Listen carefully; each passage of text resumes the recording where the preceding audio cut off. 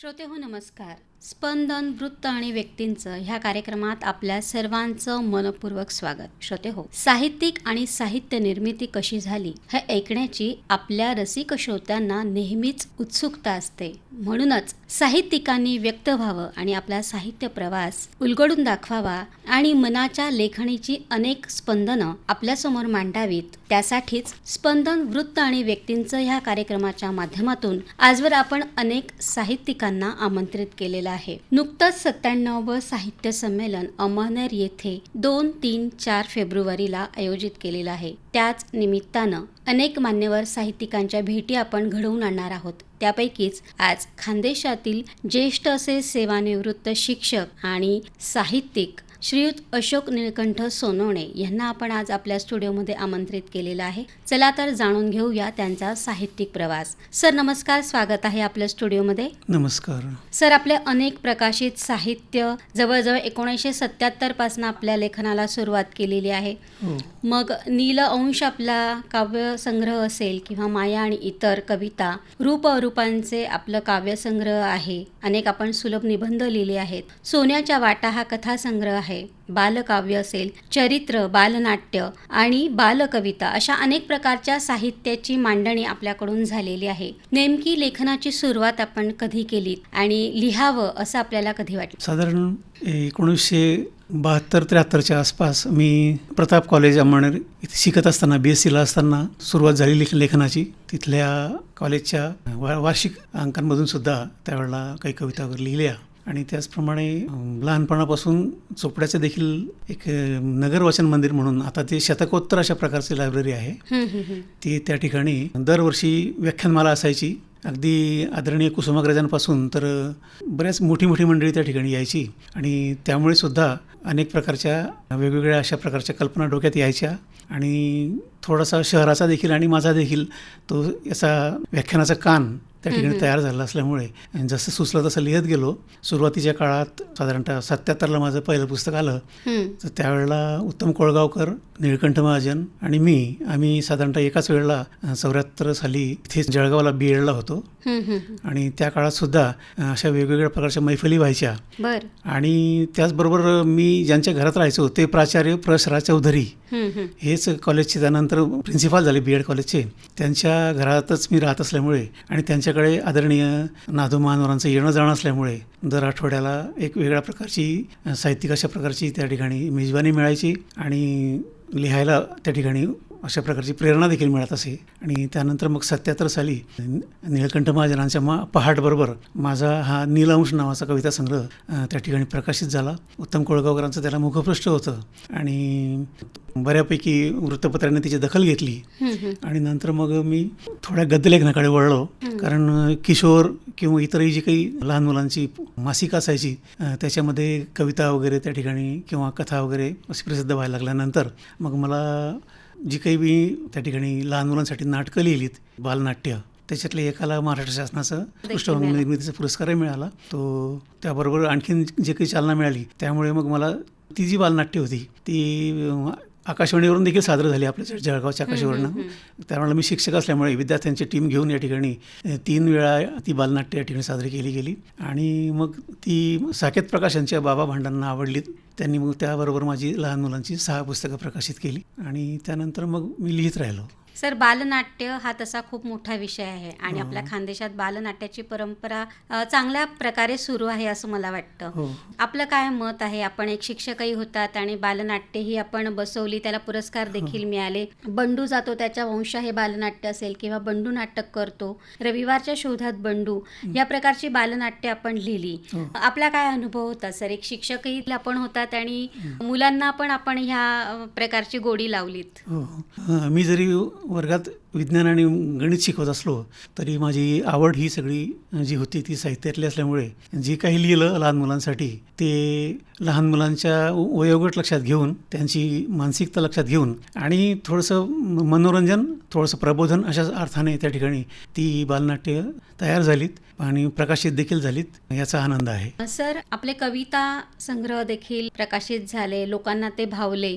मग माय आणि इतर कविता असेल किंवा रूप अरूपाचे देखील आपला काव्यसंग्रह भरपूर गाजला. त्याच्यामधल्या एक कवितेच्या ओळी मला आठवत आहेत की वात्रट पोराला रागवावं तसं बोरूला तासायचे सोलायचे बाबा, अडकीत त्यानंच टोकाला कट द्यायचे. ही आपली कविता. तर ह्या प्रकारच्या आपण अनेक कवितांना मूर्त स्वरूप दिलं. आपला हा काव्यलेखनाचा प्रवास सुरू झाला आणि तो अखंडपणे वाहतो आहे. काय सांगाल? दाणे असतील तोपर्यंत दळत राहावं हो. ही तर मनापासून इच्छा आहेच. तर त्यामुळे मी अजूनही लिहितो आहे. वेगवेगळ्या दिवाळी अंकांमधनं सुद्धा लिहितो आहे. मौजेसारख्या किंवा आणखीनही हंस वगैरे सारख्या दर्जेदार अंकांमधनं कविता येते आहे. याचा अर्थ असा आहे की फक्त पुणे मुंबईच नव्हे तर आपला जो ग्रामीण भाग आहे इथे सुद्धा अशा प्रकारची चांगली कविता लिहिली जाते आणि संपादक त्याची दखल घेतात. याचं मला विशेष वाटतं. माय कवितेबद्दल मला या ठिकाणी सांगायला आवडेल. आजी माझ्या आणि आई ह्या जुन्या कपड्यांमधनं त्या ठिकाणी ज्या वेळेला गोधडी वगैरे तयार करायच्या त्या संदर्भातली ही कविता होती.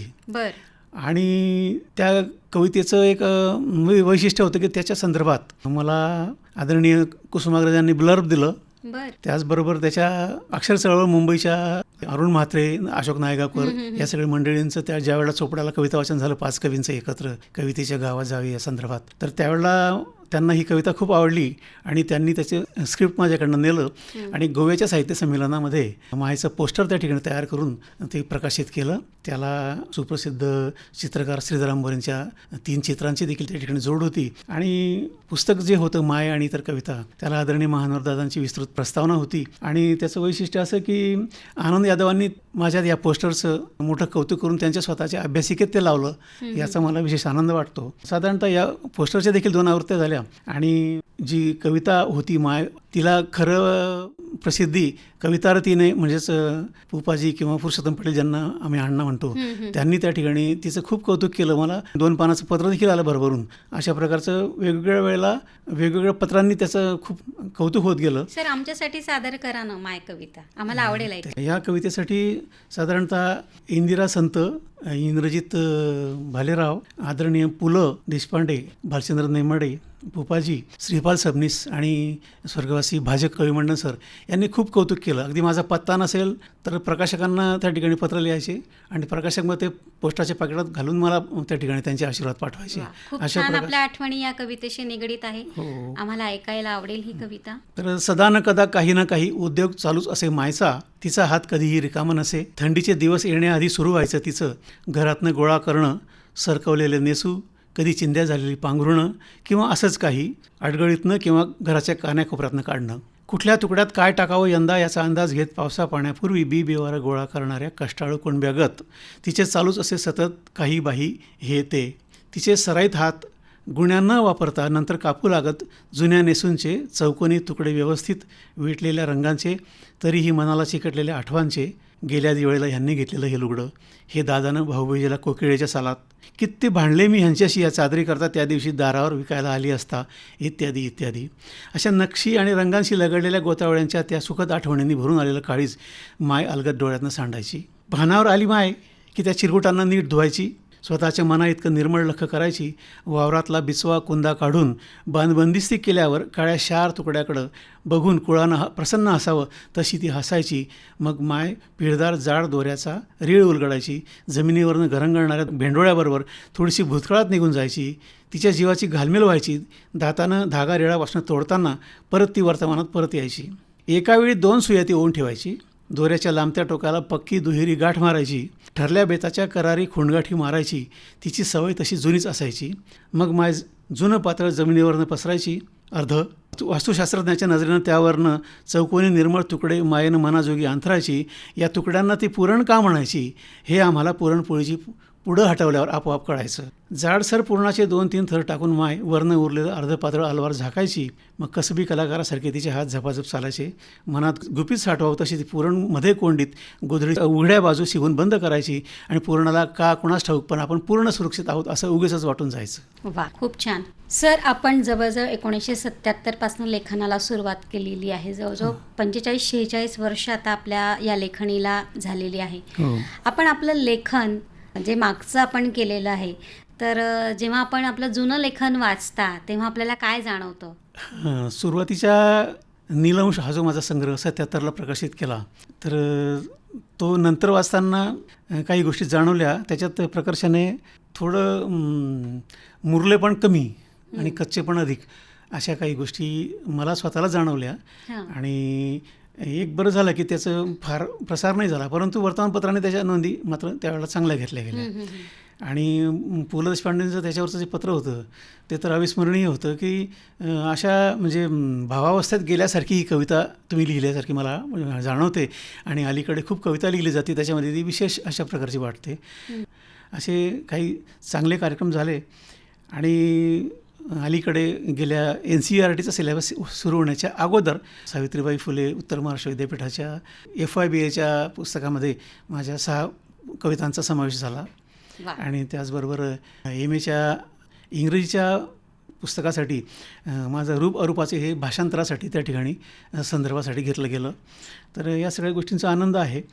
आणि हे सगळं करत असताना नशिराबादला 6वं सोपानदेव बहिणाबाई खानदेश साहित्य संमेलन भरलं. आणि खानदेशचे सगळे झाडून त्या ठिकाणी सगळे आपले साहित्यिक आले. खूप मोठा अशा प्रकारचे तो कार्यक्रम झाला. आणि सुदैवाने मानाचा भाग हा त्याच्यातला की त्या संमेलनाचं मला अध्यक्षपद मिळालं. आणि बहिणाबाईच्या नावाचं हे संमेलन असल्यामुळे मला थोडंसं आणखीन हुरूपाला लिहायला त्या ठिकाणी प्रेरणा देखील मिळाली. त्यानंतर मग वृत्तपत्रांकडे मी थोडं वळलो, कारण ललित अशा प्रकारचं लिहिता मला सामाजिक अशा प्रकारच्या भानाच्या काही गोष्टी प्रबोधनात्मक अशा प्रकारच्या मला मांडाव्याशा वाटल्या. आणि त्यावेळेला विजय भाविस्करांनी लोकमतमधून मला आमंत्रण केलं की लोकमतला जिभाऊ नावाचं तुम्ही अहिराणी सदर लिहा. तर ते जवळजवळ वर्षभर त्या ठिकाणी चाललं. वेगवेगळ्या प्रकारचे विषय त्या ठिकाणी होते. सामाजिक विषयांना त्या ठिकाणी अधिक महत्त्व दिल्यामुळे ते अधिक लोकप्रिय ठरलं. आणि खरं म्हणजे अहिराणी लिहिणं हे कठीण आहे, वाचणं त्याच्याहून कठीण आहे. आणि तरीसुद्धा त्या सदराला खूप लोकांनी त्या ठिकाणी मला म्हणजे खूप पत्र देखील आले, फोन आले आणि खूप कौतुक त्याचं झालं. आणि त्याचबरोबर सकाळने देखील मला जवळजवळ 1.25 वर्ष अहिराणी कट्टा लिहायला सांगितलं. तो देखील मी त्या ठिकाणी लिहिला. आणि अनेक लोक, अनेक साहित्यिक त्यामुळेच देखील अहिराणी साहित्यिक जोडले माझ्याशी.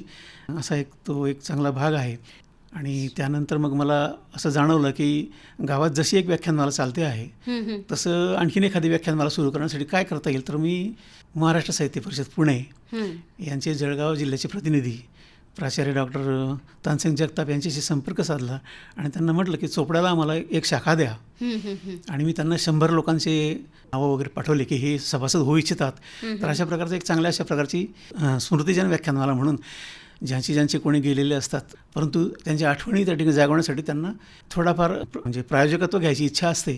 अशा लोकांसाठी गेल्या 4 वर्षांपासून आम्ही त्या ठिकाणी अशा प्रकारची व्याख्यानमाला आणि आणखीन वेगवेगळे कार्यक्रम त्या ठिकाणी घेतले. आणि चांगले लांबून वक्ते देखील बोलवले. आणि त्याचं देखील त्या ठिकाणी वेगळ्या प्रकारचं एक प्रबोधनात्मक अशा प्रकारचं सामाजिक कार्य त्या ठिकाणी मला ह्या मसापाच्या माध्यमातून करता आलं अध्यक्ष म्हणून. हो सर, आपण विविध प्रकारचं लेखन केलं आहे. जसं आपण सांगितलंच की काव्यलेखन केलं आपण, किंवा अनेक वृत्तपत्रातून आपण लेख लिहिले किंवा सदरं चालवली, मासिकांमध्ये लेख लिहिले, अनेक काव्यस्पर्धांमध्ये देखील आपल्याला यश मिळाले, राज्यस्तरीय आपल्या कथांना अनेक पुरस्कार मिळाले, आकाशवाणीसाठी सुद्धा आपण बरंच लेखन केलेलं आहे. तर हे सगळं हा माझा 81वा कार्यक्रम आहे. हो अगदी सुरुवातीच्या काळापासून 74 पासून आदरणीय भागवत सर केंद्र संचालक असल्यापासून मी आकाशवाणीच्या कार्यक्रमांना येतो आहे. आणि विशेष गोष्ट म्हणजे संगीताच्या किंवा गाण्याच्या संदर्भात जे काही आपलं AIR 65 करार असतो तो माझा जवळजवळ 1984लाच तयार झाला होता. त्यानंतर माझी काही गाणी या ठिकाणी रेकॉर्ड झाली. लहान मुलांसाठी सुद्धा काही गाणी त्या काळात आपल्या आकाशवाणीवरून प्रसारित करण्यात आली. आकाशवाणी आणि आपले ऋणानुबंध असेच घट्ट आहेत आणि ते निरंतर राहतील. आपण अनेक मानाची पदं भूषवलेली आहेत. जसं आपण सांगितलं की आपण महाराष्ट्र साहित्य परिषदेवर देखील होतात. आणि खानदेशातील लेखनाची चळवळ आपण खूप जवळून बघितली आहे किंवा आपण याचे साक्षीदार आहात. आपण हे सगळं भूमिका बजावत असताना आपला जो काळ होता तो खूप वेगळा होता. तेव्हा सोशल मीडिया नव्हतं. जो वाचन करेल तो लेखन करेल, आत्ता आपण आपल्या अनुभवातून सांगितलं. परंतु आजकालचे जे नवोदित लेखक आहेत त्यांच्यासमोर अनेक आव्हानं आहेत. कारण त्यांच्यासमोर बोटाने जेव्हा क्लिक केल्यानंतर सगळं लेखन साहित्य त्यांना उपलब्ध होत आहे. अनेक लेखक याचा आधार घेत असतात. तर आपण काय सांगाल, ह्या नवोदित लेखकांनी भाषेचा अभ्यास कसा करावा, कोणत्या गोष्टींना महत्त्व दिलं पाहिजे आणि त्यांच्यासमोर ही जी काही सोशल मीडियाची जी आव्हानं आहेत त्यांनी कसं सामोरं गेलं पाहिजे? अनेकदा ही सगळी मंडळी प्रस्तावनेच्या निमित्तानं माझ्याकडे येतात. एक ज्येष्ठ लेखक म्हणून असेल किंवा एक अनुभवी लिहिणार म्हणून असेल, जवळजवळ 10-12 पुस्तकांना मी प्रस्तावना दिल्या. त्याच्यात काही कविता संग्रह होते, काही प्रवास वर्णनं होते, काही लेख होते. तर हे सगळं करताना त्या लोकांशी मी या संदर्भात बोललो आणि आज पण आकाशवाणीवरनं सांगताना मला थोडंसं आनंद होतो की बरीच मंडळी वाचनानंतर लिहायला सुरुवात करतात आणि ती चांगली लिहू शकतात. परंतु एक सर्वसाधारणपणे जर आता बघितलं तर वृत्तपत्रांच्या ज्या पूर्वी साहित्यिक पुरवण्या निघायच्या त्यांचा दर्जा आता खालावलेला आहे असं मला वाटतं. आणि त्याच्यातल्या कविता वाचून जर ही मंडळी काही आपलं स्वतःचं त्या ठिकाणी लेखन करत असेल तर खूप ती चिंताजनक अशा प्रकारची गोष्ट आहे. यांनी खूप वाचलं पाहिजे. याच्या आधीचे आपली जी काही पिढी आहे त्या संदर्भातलं जी काही कविता असेल, लेख असतील, कथा असतील, याचा खूप चांगल्या प्रकारे अभ्यास केला पाहिजे. आणि साधारणपणे ज्यांना प्रसिद्धीची घाई आहे अशी मंडळी नक्की फसते असं माझं मत आहे. आणि म्हणून खूप लवकर मला माझा एखादा कविता संग्रह निघाला पाहिजे किंवा माझे एकदम 3-3, 4-4 कविता संग्रह एकाच वेळेला निघाले पाहिजेत अशा प्रकारची देखील मंडळी भेटली. पण त्यांना हाच सल्ला राहील की त्यांनी घाई करू नये. आणि या साहित्य क्षेत्रामध्ये तर अजिबात नाही, कारण या ठिकाणी स्पर्धा इतकी चांगली आहे, निकोप आहे की त्या स्पर्धेमध्ये तोच टिकेल जो सकस लिहील आणि खूप चांगल्या प्रकारचं वैचारिक त्याच्यातून काही देणं तो समाजाला देऊ शकत असेल. आणि खूप प्रबोधन वगैरे नाही, असे मोठे मोठे शब्द नाही वापरणार मी, परंतु मनोरंजनाच्या या माध्यमामधून खूप काही देण्यासारखं आपल्या मनामध्ये जर असेल तर ते साचू देऊ नये. या मंडळींनी व्यक्त होत राहावं. त्यांना खरं म्हणजे आमच्या काळामध्ये या सगळ्या गोष्टी उपलब्ध नव्हत्या, माध्यमं खूप मर्यादित होती. आता त्यांना भरपूर माध्यमं आहेत आणि म्हणून मग मी फेसबुकवर लगेच लिहिली कविता की फेसबुकवर टाकली आणि लगेच तिची लाईक्सची अपेक्षा करणं आणि नाही मिळाले किंवा कोणी त्याच्या संदर्भात उलट बोललं किंवा तर ते एक वेगळ्या प्रकारचा तो एक निगेटिव्ह अशा प्रकारचा रिस्पॉन्स जर मिळाला तर ही मंडळी यांचा लेखन प्रवाह कुठेतरी कुंठित होऊ शकतो आणि नाराजी अशा प्रकारची होऊ शकते. हे अशा अडसर येऊ नये असं त्यांना वाटत असेल तर त्यांनी आपली प्रतिभा जागृत असेल त्याच काळात आणि खूप काही आपल्याला काही सांगावंसं वाटतं आहे अशाच काळात त्या ठिकाणी आपलं जे काही लेखन असेल, कविता असेल, नाटक असेल, कथा असेल, त्याच्यातून व्यक्त व्हावं. आणि अलीकडे तर इतके दिवाळी अंक आणि इतके म्हणजे मासिकं उपलब्ध आहेत तर तिथे देखील पाठवताना एक साधारणपणे एक थोडंसं आपण स्वतः परीक्षक व्हायचं आणि आपल्याला आवडली तरच पुढे पाठवावं अशा प्रकारचा एक सल्ला मी मुद्दाम देईन. कारण संपादकांकडनं जेव्हा नकार येतो त्याचं जे दुःख आहे ते सुरुवातीच्या काळात आम्ही पचवलेलं आहे. हो, तोच प्रश्न मी आत्ता आपल्याला विचारणार होते की आपण एवढं सगळं लेखन केलं आहे तर आपल्यावर असा प्रसंग आला का की खूप काही टीकेची झोड उठली किंवा खूप कौतुकही झालं असेल? आपल्या या बाबतीत काय अनुभव आहेत? नाही, टीकेची झोड वगैरे नाही उठली, परंतु सुरुवातीला आम्ही सत्यकथेमध्ये लिहायचा ज्यावेळेला प्रयत्न केला त्यावेळेला त्यांनी नाराज न करता अगदी 4 ओळीचं का असेना परंतु लिहित राहा, हे तुमचं लेखन छापण्यायोग्य नाही असं न म्हणता त्या ठिकाणी ते अजून चांगलं लिहा अशा प्रकारचे देखील त्यावेळेच्या संपादकांची उदाहरणार्थ राम पटवर्धन वगैरे ही जी मंडळी होती हे त्यावेळेला लेखकाचा धीर जे आहे तो जाणार नाही आणि तरीही त्याला उत्तेजना मात्र मिळत राहील आणि अगदी सौम्य शब्दामध्ये नकार द्यायचा कवितेला. अशा प्रकारचं ते वातावरण होतं. त्यामुळे फारशी झोड उठण्याचं काही असं काही कारण नव्हतं, कारण व्यक्तिगत त्या नकाराच्या ज्या भावना होत्या त्या फक्त आपल्यापर्यंत पोहोचायच्या आणि आपण ते मित्रांना सांगायचं की बस असं आहे. आणि असं लिहित लिहित त्याच सत्यकथेच्या नंतरच्या मौजेच्या आवृत्तीमध्ये आज मी कमीत कमी ह्या 10-15 वर्षामध्ये जवळजवळ 7-8 कविता मौजेच्या दिवाळी अंकांमधनं त्यानंतर छापल्या गेल्या. त्याच्यात मग मी ज्या वेळेला ह्या नवीन लिहिणाऱ्या मंडळींना सांगितलं की बाबांनो आपल्याकडे एवढे विषय आहेत ग्रामीण भागामध्ये, अगदी मी तुम्हाला त्या ठिकाणी मायचं उदाहरण दिलं, हे तर साधं गोधडी शिवण्याचं उदाहरण आहे. तर ते त्यासारखी अनेक अशा प्रकारची काही छोटी मोठी अशा ज्या काही गोष्टी घडतात, मग अगदी पान तयार करणं असेल विड्याचं घरामध्ये आणि त्याच्यातला त्या संदर्भात तुम्ही बारीक बारीक गोष्टी घ्या. तुमचं हस्ताक्षर खराब असेल, तुमच्या शिक्षकांकडनं किंवा चांगल्या एखाद्या मार्गदर्शकाकडनं ते त्या ठिकाणी दुरुस्त करा आणि मग ते जे काही आहे ते सुवाच्य असेल तर त्याचा परिणाम वेगळाच होतो. हो. त्याच्यात सुरुवातीला हाही भाग आहे. संपादकांकडे गेल्यानंतर जर एखाद्या डॉक्टरने लिहिलेलं फक्त जर आपल्याला कंपाऊंडरलाच वाचता येत असेल किंवा दुकानदारालाच वाचता येत असेल तर आपल्या बाबतीत घडू नये. एक जे काही आहे हे खूप चांगल्या अशा प्रकारचं. आणि दुसरी महत्त्वाची गोष्ट म्हणजे शुद्धलेखनाचा खूप बोऱ्या वाजवला या नवीन मंडळींनी. ऱ्हस्व दीर्घ वगैरे हा जो भाग आहे तो बोलताना जाणवणार नाही श्राव्य माध्यमामध्ये, हो. पण तो दृक माध्यमांमध्ये तो लक्षात येतो. आणि संपादकांकडे गेल्यानंतर देखील या चुका ज्या आहेत तर त्या अशा निबंधासारख्या त्या ठिकाणी संपादक तर काही दुरुस्त करणार नाहीत. म्हणून आपणच आपलं थोडंसं शुद्धलेखनाकडे अधिक लक्ष दिलं नवीन जाणकार मंडळी हेरतात. तर म्हणून थोडासा तो एक संदेश एक या अर्थाने मी मुद्दाम नवीन लिहिणाऱ्या मंडळींना देईल की खूप वाचलं पाहिजे. आणि वाचताना देखील लक्षात येतं या गोष्टी की आपण कुठेतरी दीर्घ लिहितो आणि इथे ऱ्हस्व दिलेलं आहे. तर अशा काही वेळेला आपण आपल्याला दुरुस्त करू शकतो. काही वेळेला शुद्धलेखनाच्या पुस्तिकांमधून देखील या गोष्टी घडू शकतात. कारण मराठी ही भाषा, आपली भाषा, मातृभाषा अधिक प्रगल्भ आणि हे सगळं होण्यासाठी शासकीय प्रयत्न तर होतच राहतात. परंतु जे छोटे छोटे जे काही संमेलनं होतात गाव पातळीवरती, स्थानिक पातळींमध्ये, ग्रामीण भागामध्ये, तर याच्यात देखील त्यांचा जरी त्या ठिकाणी सहभाग मिळाला नाही दुर्दैवाने तर त्यांनी कमीत कमी ते ऐकायला गेलं पाहिजे. बऱ्याच गोष्टी अशा घडतात त्या ठिकाणी की चांगली चांगली मंडळी येतात आणि साहित्याच्या संदर्भातले, मराठीच्या संदर्भातले विशेषतः चांगल्या प्रकारचे अशा प्रकारचे त्यांची भाषणं आणि मूळ भाषेच्या संदर्भातला हा जो काही भाग आहे तो आपल्याला नक्कीच सुधारता येईल त्याच्यामुळे, असं मला वाटतं. निश्चित. म्हणजे थोडक्यात आपल्याला असं म्हणायचं आहे की प्रत्येक लेखकाने हे बहुश्रुत असलं पाहिजे. हो हो. सर, आपण सुरुवातीला आपल्या लेखनामध्ये कोणाचं मार्गदर्शन घेतलं का? किंवा प्रत्येक लेखकाची एक विशिष्ट अशी लेखन शैली असते, तर आपण कोणत्या लेखन शैलीचा प्रामुख्याने उपयोग केलात आपल्या लेखनामध्ये? नाही, माझ्यावरती फारसा प्रभाव जवळजवळ कोणाचा नव्हता. कारण मी निळकंठ महाजन आणि उत्तम कोळगावकर आम्ही बीएडला असताना किंवा त्यानंतरही असं स्वतःशी ठरवून घेतलं होतं की आपण सगळे तिघं एकत्र असतो, तिघांच्या कवितांमध्ये कुठेही सारखेपणा यायला नको. तर हे आम्ही तिथे टाळलं. आणि अनुकरण हा जो भाग आहे सुरुवातीच्या काळात एखाद्या वेळेला झालाही असेल, परंतु कुठल्या एखाद्या कवीची किंवा एखाद्या लेखकाची आपल्यावरती अशी खूप दाट सावली आहे, पकड आहे, असं मात्र त्या काळामध्ये आम्ही जाणीवपूर्वक होऊ दिलं नाही. आणि त्यामुळे तिघांची आमची किंवा आमच्याबरोबर लिहिणारी जी काही मंडळी होती त्या काळातल्या सगळ्या लिहिणाऱ्या मंडळींनी ती दक्षता त्या ठिकाणी घेतली. सर, आपल्याला अनेक पुरस्कार मिळाले आहेत.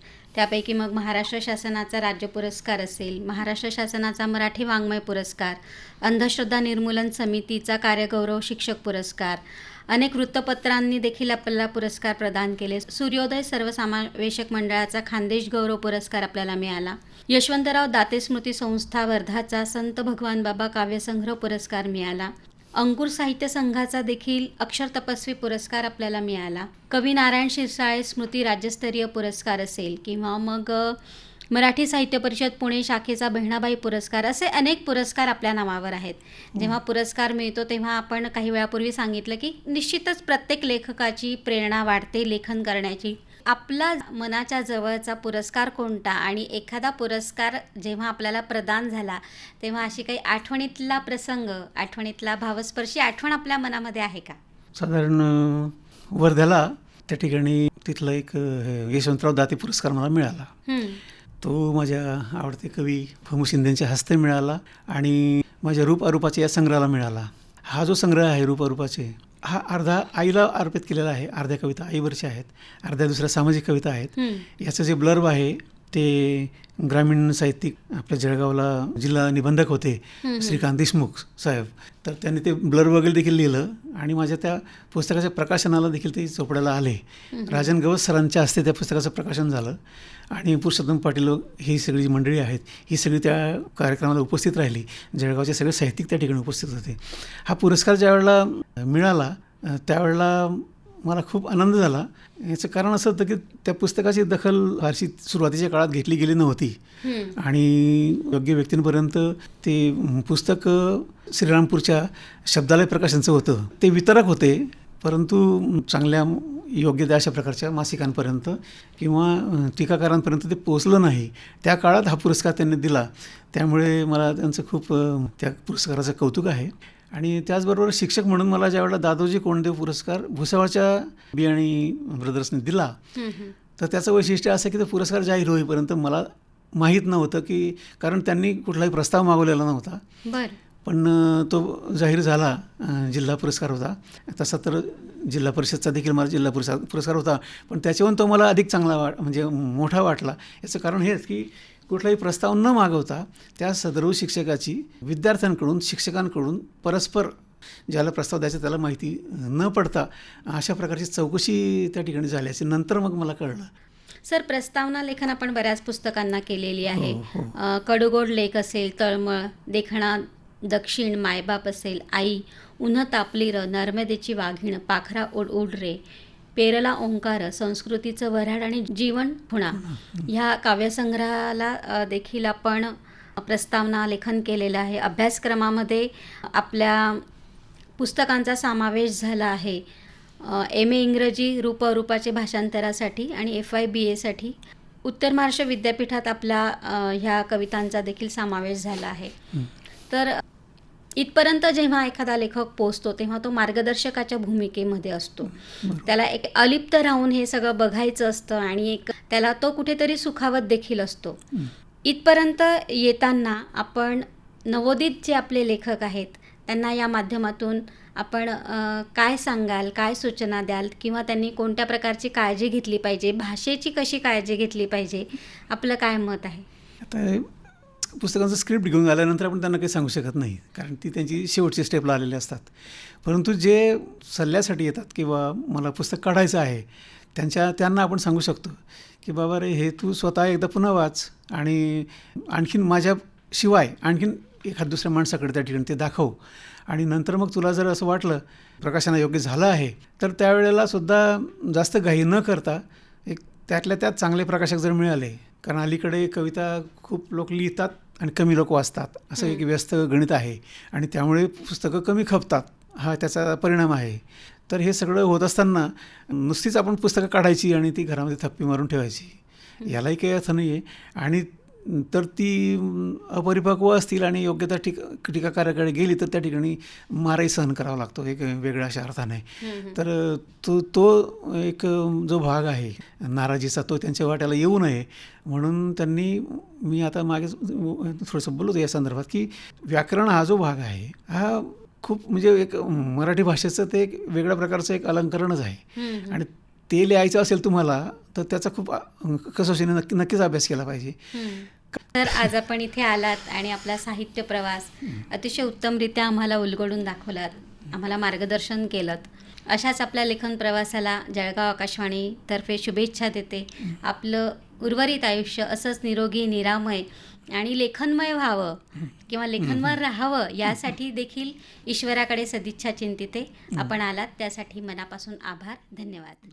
श्रोते हो, नमस्कार. स्पंदन वृत्त आणि व्यक्तींचं ह्या कार्यक्रमात आपल्या सर्वांचं मनपूर्वक स्वागत. श्रोते हो, साहित्यिक आणि साहित्य निर्मिती कशी झाली हे ऐकण्याची आपल्या रसिक श्रोत्यांना नेहमीच उत्सुकता असते. म्हणूनच साहित्यिकांनी व्यक्त व्हावं आणि आपला साहित्य प्रवास उलगडून दाखवावा आणि मनाच्या लेखणीची अनेक स्पंदनं आपल्यासमोर मांडावीत. त्यासाठीच स्पंदन वृत्त आणि व्यक्तींचं ह्या कार्यक्रमाच्या माध्यमातून आजवर आपण अनेक साहित्यिकांना आमंत्रित केलेलं आहे. नुकतंच 97व साहित्य संमेलन अमळनेर येथे 2, 3, 4 फेब्रुवारीला आयोजित केलेलं आहे. त्याच निमित्तानं अनेक मान्यवर साहित्यिकांच्या भेटी आपण घडवून आणणार आहोत. त्यापैकीच आज खानदेशातील ज्येष्ठ असे सेवानिवृत्त शिक्षक आणि साहित्यिक श्रीयुत अशोक निळकंठ सोनवणे यांना आपण आज आपल्या स्टुडिओमध्ये आमंत्रित केलेलं आहे. चला तर जाणून घेऊया त्यांचा साहित्यिक प्रवास. सर नमस्कार, स्वागत आहे आपल्या स्टुडिओमध्ये. नमस्कार सर, आपले अनेक प्रकाशित साहित्य जवळजवळ 1977 पासून आपल्या लेखनाला सुरुवात केलेली आहे. मग नीलअंश आपला काव्यसंग्रह असेल किंवा माया आणि इतर कविता, रूप अरूपांचे आपलं काव्यसंग्रह आहे. अनेक आपण सुलभ निबंध लिहिले आहेत. सोन्याच्या वाटा हा कथा